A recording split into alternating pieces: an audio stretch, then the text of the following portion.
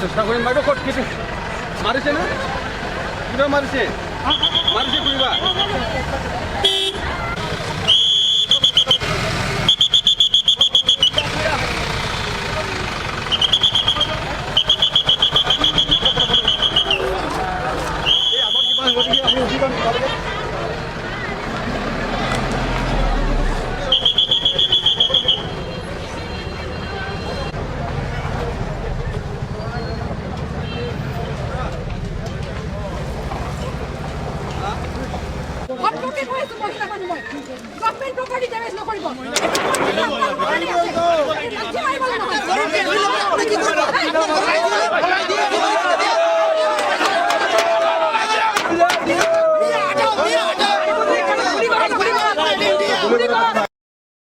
হৈছাক আপোনালোকে জানে আজি গোটেই কোকৰাঝাৰখন এটা উত্তপ্তময় পৰিৱেশ সৃষ্টি হৈছে আৰু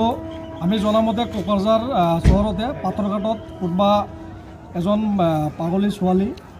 হাফ নৰ্মেল তেখেতক মানে কোনোবাই মুছলিম মানুহে মানে ধৰ্ষণ কৰা বুলি এক অভিযোগ আহিছে আৰু অভিযোগ অহাৰ লগে লগে ইয়াৰ মানুহখিনিয়ে তেখেতক মানে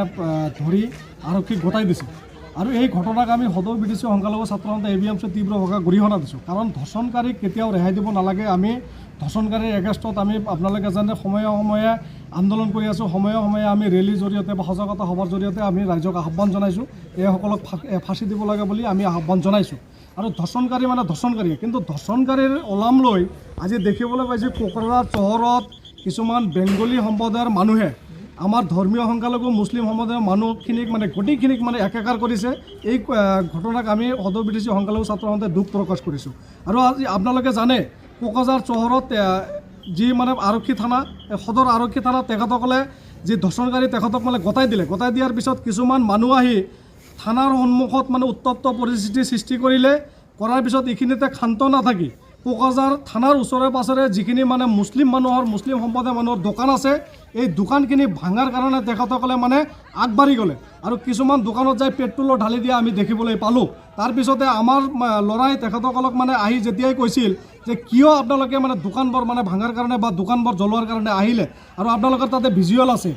এই ল'ৰাখিনিয়ে কিছুমান ল'ৰাই একেবাৰে 4-5মান ল'ৰা আহি তেখেতসকলে মানে এনেকৈ আমাৰ ল'ৰাৰ ওপৰত আক্ৰমণ কৰিলে এতিয়ালৈকে আমাৰ 2জন ল'ৰা আহত হৈ মেডিকেলত ট্ৰিটমেণ্ট ল'বলগীয়া পৰিস্থিতি আহিছে আৰু তাৰপিছতে তেখেতসকলে ক্ষান্ত নাথাকি কোকৰাঝাৰ সদৰ থানাত ইয়াতে গোটেই মুছলিম জাতিটোক তেখেতসকলে মুছলিম গো বেক বাংলাদেশী গো বেক বুলি মানে এনেকৈ যেনেকৈ মানে শ্লোগান দিয়া আৰম্ভ কৰিলে তাৰপিছতে আমি দেখিবলৈ পালোঁ কোকৰাঝাৰ চহৰত যিখিনি আমাৰ মানে সম্প্ৰদায়ৰ মানুহখিনি যিখিনি মানে কাম কৰি আছে কিছুমান লেবাৰ কিছুমান বেটাৰী চালক মানুহে কিছুমান গাড়ী লৈ যোৱা মানুহে এই মানুহখিনিক একমাত্ৰ মুছলিম সম্প্ৰদায়ক বুলি বা মুছলিম মানুহ হিচাপে তেখেতসকলে আক্ৰমণ কৰা আৰম্ভ কৰিলে আৰু আপোনালোকে জানে গৌৰীপুৰৰ পৰা তেখেতসকলে স্কুলৰ ছাত্ৰ ছাত্ৰীয়ে সৰলপাৰাক পিকনিকত আহিছিল পিকনিকৰ পৰা উভতি যোৱাৰ সময়ত কোকৰাঝাৰ ৰেলগেটত এই ছাত্ৰ ছাত্ৰীসকলক বাছত আক্ৰমণ কৰি ক্ষান্ত নাথাকি এই বাছখন যেতিয়া কোকৰাঝাৰ SP বাংলাৰ সন্মুখলৈকে আহিলে এই বাছখনৰ পৰা ছাত্ৰ ছাত্ৰীসকলক নমাই আনি এই ছাত্ৰ ছাত্ৰীসকলক জ্বলাই দিয়াৰ মানে যি পৰিকল্পনা কৰিছিল আৰক্ষী প্ৰশাসন যাই পোৱাৰ পিছত এই ছাত্ৰ ছাত্ৰীসকলৰ প্ৰাণ ৰক্ষা পালে আৰু বহুত কেইজন ছাত্ৰ ছাত্ৰী আহত হৈছে এই ছাত্ৰ ছাত্ৰীসকলক আমি ভটগাঁৱত ট্ৰিটমেণ্ট কৰাৰ পিছত কোকৰাঝাৰ আৰক্ষীৰ লগত যোগাযোগ কৰি ছাত্ৰ ছাত্ৰীসকলক আমি গৌৰীপুৰ মেডিকেললৈকে পঠাই দিলোঁ আজি দুখ লাগে কাৰণ আজি ছাত্ৰ ছাত্ৰীৰ ওপৰত আক্ৰমণ হৈছে ছাত্ৰ ছাত্ৰীৰ মাজত কোনোবাই বেংগলী কোনোবাই মুছলিম বা কোনোবাই হিন্দু এনেকৈ আনিব নালাগে আজি সৰু কণ ছাত্ৰ ছাত্ৰীৰ ওপৰত আক্ৰমণ হৈছে